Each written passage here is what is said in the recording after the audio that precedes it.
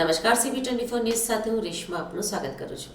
આજે પતંગની દોરીથી ગળું કપાઈ જવા, ધાબા પરથી પડી જવા, પતંગ લૂંટવા જતા અકસ્માત જેવા અલગ અલગ બનાવોમાં બાળકો સહિત અનેક લોકોએ જીવ ગુમાવવાનો વારો આવ્યો છે।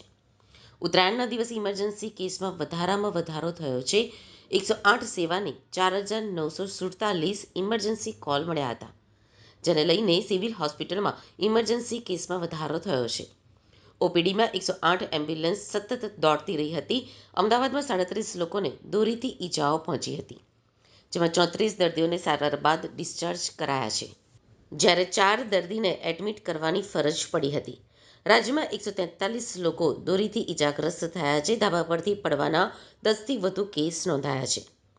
જો જિલ્લા પ્રમાણે ઇમરજન્સી કોલની વિગતો જોઈએ તો અમદાવાદમાં સૌથી વધુ 732 કોલ નોંધાયા છે।